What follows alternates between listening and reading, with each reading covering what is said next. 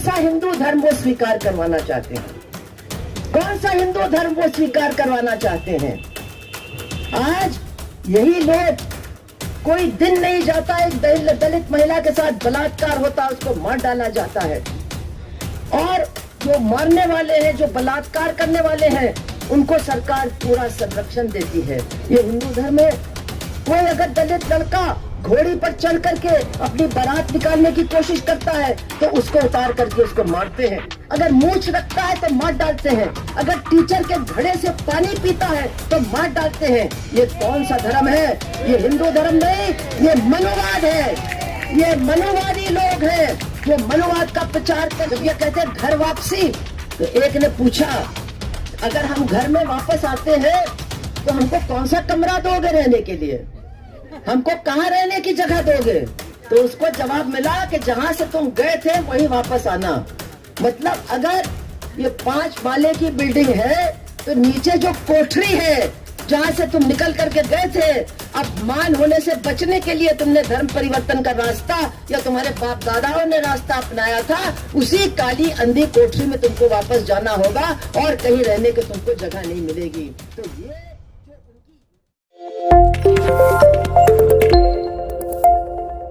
भाइयों, ज्यादा लंबी चौड़ी बात करने की जरूरत नहीं है, लेकिन 2-3 बातें हैं जो हम लोग सबको याद करना चाहिए। ये जो छत्तीसगढ़ में हुआ, ये जो दिखाया जा रहा है कि आदिवासियों के बीच में ये आपस का झगड़ा हुआ। आदिवासी जो एक धर्म के थे, उन्होंने दूसरे धर्म के आदिवासियों पर हमला किया। लेकिन ये बात बिल्कुल गलत है, बिल्कुल झूठ है। हमारे देश में हो क्या रहा है? हमारे देश में सुबह से लेकर के शाम तक, चाहे टीवी हो, चाहे कोई भी बड़ा मीडिया हो, चाहे सरकार की तरफ से बोलने वाले लोग हो, चाहे सरकार की मदद करने वाले संगठन हो, वो एक ही काम कर रहे हैं, धर्म के नाम पर नफरत पैदा करने का काम कर रहे हैं। आपको मैं बताऊं, जिस दिन 150 रुपए गैस का सिलेंडर का दाम बढ़ा तो एक महिला एक दुकान पर गई बनारस में, बहुत हल्ला मचा रही थी, देखो 150 रुपया बढ़ा दिया, कोनो कुछ बोल नहीं रहा है, क्या करें, कैसे खाना बनाए। तो एक पीला दुपट्टा ओढ़े खड़ा था, उसने बोला, अरे अम्मा मालूम है क्या हुआ? अरे बोले का? अरे बोले मस्जिद में शिवलिंग निकली है। अरे भैया वो भूल गई गैस, भूल गई 150 रुपया, भूल गई चूल्हा, भूल गई उनके बच्चे, और उसी में जुट गई कि ये तो बड़ा अन्याय हुआ। चलो भैया बताओ कहाँ निकला है, कैसे निकला है, कौन निकाले हैं, उमा कुछ न कुछ होए के चाहिए, बस उसी में मामला सब खत्म हो गया। तो यही हो रहा है, धर्म के नाम पर लोगों को पागल बना करके एक दूसरे के खिलाफ दुश्मनी पैदा करके अपना उल्लू सीधा किया जा रहा है। और छत्तीसगढ़ के अंदर वहाँ सरकार बीजेपी की नहीं है। हमको ज्यादा दुख इस बात का होता है, उनको ज्यादा इसमें हस्तक्षेप करना चाहिए। हम मांग करते हैं कि हस्तक्षेप करें, लेकिन ये बात बिल्कुल स्पष्ट है, अखबारों में तस्वीरें भी आई हैं कि जिन लोगों ने हमला किया उनका नेतृत्व भारतीय जनता पार्टी के लोग कर रहे थे, भारतीय जनता पार्टी के स्थानीय नेता कर रहे थे। उन्होंने पूरी मुहिम चलाई, एक एक गांव में जाकर के लोगों के अंदर नफरत भरी, और जो लड़ाई एक साथ लोग लड़ रहे हैं वहाँ अपनी जमीन को बचाने के लिए, अपने घरों को बचाने के लिए। बड़े बड़े जो पूंजीपति अदानी जैसे आज उनकी जमीनों को हड़पने की कोशिश सरकार की मदद से कर रहे हैं, उनके खिलाफ जो लोगों के अंदर एकता थी, जो बड़े बड़ी योजनाएं बनती हैं, सड़क योजना, डैम योजना, और आदिवासियों को बेघर कर दिया जाता है, विस्थापित कर दिया जाता है, उसके खिलाफ वो लड़ रहे थे। जो उनके ऊपर तमाम अत्याचार होता है, कभी नक्सली के नाम पर, कभी किसी दूसरे नाम पर, पुलिस आकर के उनके ऊपर अत्याचार करती है, उनके बच्चों तक को छोड़ती नहीं है, मार डालती है।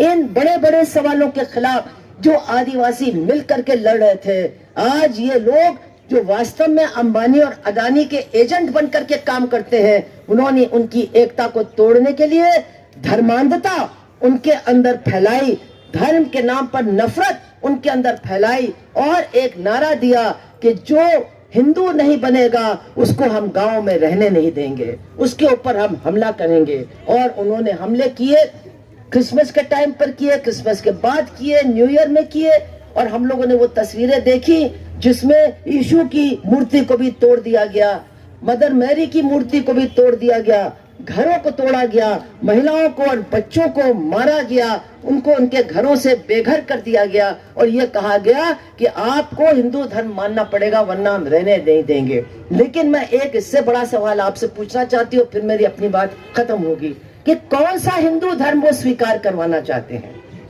कौन सा हिंदू धर्म वो स्वीकार करवाना चाहते हैं? आज यही लोग, कोई दिन नहीं जाता एक दलित महिला के साथ बलात्कार होता है, उसको मार डाला जाता है, और जो मारने वाले हैं, जो बलात्कार करने वाले हैं, उनको सरकार पूरा संरक्षण देती है। ये हिंदू धर्म है? कोई अगर दलित लड़का घोड़ी पर चढ़ करके अपनी बारात निकालने की कोशिश करता है तो उसको उतार करके उसको मारते हैं। अगर मूंछ रखता है तो मार डालते हैं। अगर टीचर के घड़े से पानी पीता है तो मार डालते हैं। ये कौन सा धर्म है? ये हिंदू धर्म नहीं, ये मनुवाद है। ये मनुवादी लोग हैं जो मनुवाद का प्रचार करके तमाम जो हिंदुस्तान के, हमारे देश के गरीब हैं, चाहे वो हिंदू हो, मुस्लिम हो, ईसाई हो, उनको गरीब से गरीबतम बनाना चाहते हैं, सबकी नौकरियां लेना चाहते हैं और एक मनुवादी व्यवस्था इस पूरे देश के ऊपर जबरदस्ती लादना चाहते हैं। बहनों और भाइयों, हमको इसके खिलाफ लड़ना होगा, हमको इसके खिलाफ लड़ना होगा। और आपको मैं एक बात बताती हूँ, जब ये कहते हैं घर वापसी, तो एक ने पूछा, अगर हम घर में वापस आते हैं तो हमको कौन सा कमरा दोगे रहने के लिए? हमको कहाँ रहने की जगह दोगे? तो उसको जवाब मिला कि जहां से तुम गए थे वहीं वापस आना।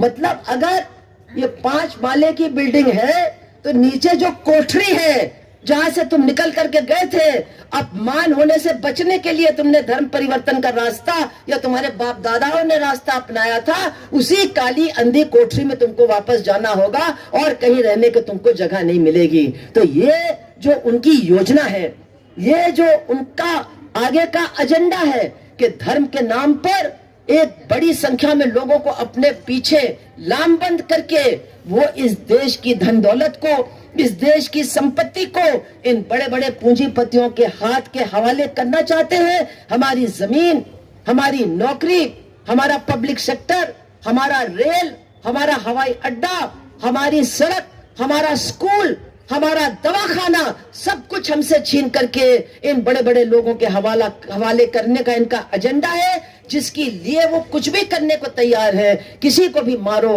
किसी को भी काटो, किसी को भी घर से बेघर करो, किसी के ऊपर भी नफरत फैला करके हमला करो, ये इनका एजेंडा है। मैं आपसे हाथ जोड़ के निवेदन करूंगी, इसको समझिए, इसको जानिए।